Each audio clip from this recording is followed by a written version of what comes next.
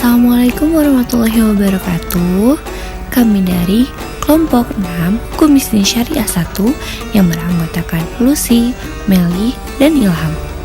Kami akan membahas mengenai jual beli batil. Apa itu jual beli batil?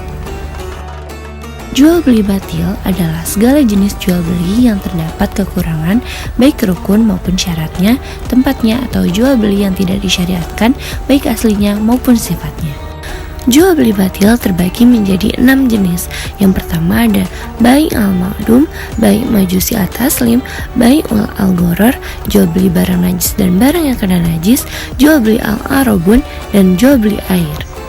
Yang pertama adalah bai' al-ma'dum. Pemimpin mazhab telah sepakat bahwa tidak sah hukum jual beli barang yang tidak ada dan apa yang dikhawatirkan ketiadaannya seperti investasi. Kemudian Imam Malik membolehkan menjual bulu yang masih melekat pada kambing dengan syarat memotongnya.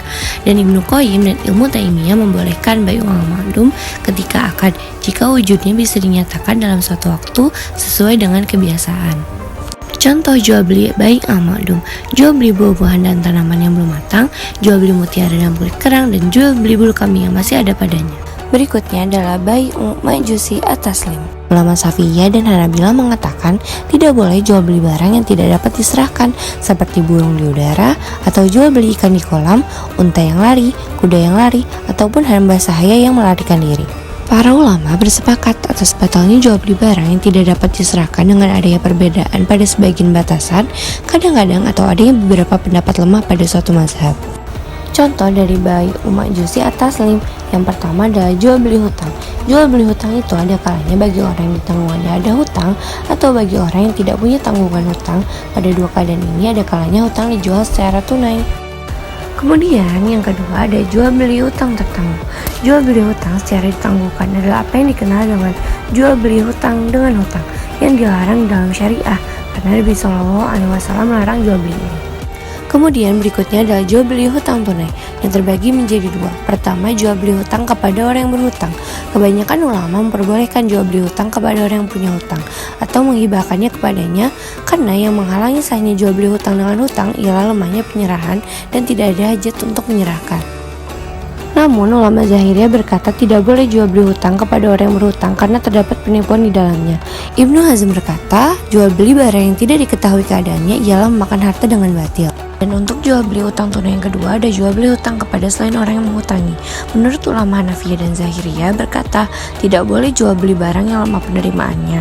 Maka tidak diadakan akad jual beli hutang dari orang yang tidak punya tanggungan hutang karena hutang itu tidak dapat diserahkan kecuali kepada orang yang berhutang sendiri dalam hak penjual karena hutang barang yang tidak terlihat dalam tanggungan.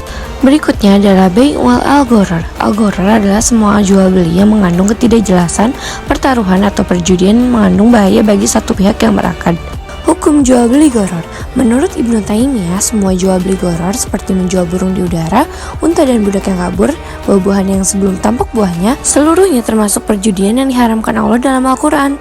Jenis-jenis jual beli ghorar: jual beli barang yang tidak mampu diserah terimakan seperti mobil yang dicuri, jual beli barang yang belum ada atau makdum seperti habal al-habalah, jual beli barang yang tidak jelas majhul seperti pernyataan seseorang ketika membeli sesuatu dengan menyebutkan harga tanpa menyebutkan spesifikasinya.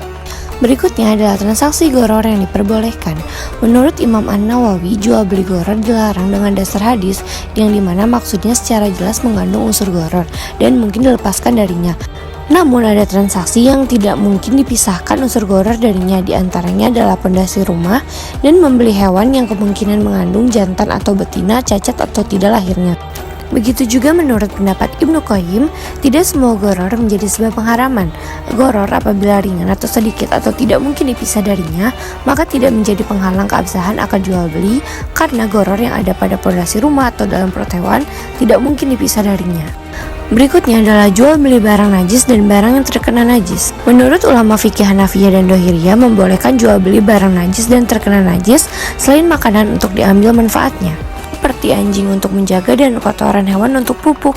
Namun menurut ulama fikih Syafi'iyah dan Malikiyah dan Hanabiyah tidak membolehkan jual beli barang-barang najis yang terkena najis dan yang tidak mungkin disucikan dari najisnya karena dibolehkannya jual beli itu mengikuti kesuciannya. Yang berikutnya adalah jual beli al-arabun. Jual beli al-arabun adalah sebuah dana awal yang dibayarkan pada saat pembelian dengan syarat jika jual belinya terlaksana di antara keduanya, maka penjual mendapatkan harga yang diberikan. Arabun tersebut merupakan bagian dari harga. Namun apabila pembelian tidak jadi, maka pembeli kehilangan al-arabun tersebut. Nabi SAW melarang jual beli al-arabun karena termasuk bab al-gharar, al-mutakhoroh, menyerempet ke dalam bahaya dan memakan harta tanpa pengganti, mensyaratkan bagi penjual sesuatu tanpa pengganti. Menurut pendapat Imam Ahmad bin Hambal, memperbolehkan jual beli al-arabun dengan dalilnya adalah hadis yang dikeluarkan oleh Abdul Razak di dalam kitab karangannya dari hadis Zaid bin Asloro bahwa Rasulullah SAW menghalalkan al-arabun di dalam jual beli ketika ditanya. Sedangkan para ulama memiliki pendapat yang berbeda dalam menghadapi masalah ini. Berikutnya adalah jual beli air. 4 macam air menurut ulama Hanafiyah. Yang pertama air laut, di mana setiap masyarakat memilih hak minum dan hak mulut dalam air ini.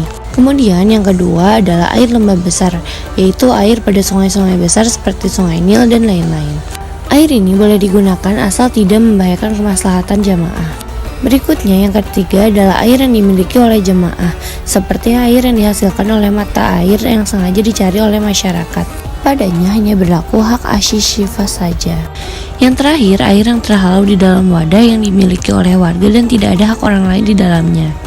Hukum jual beli air menurut para ulama adalah bahwa disunahkan menyerahkan air tanpa harga meskipun sudah dimiliki.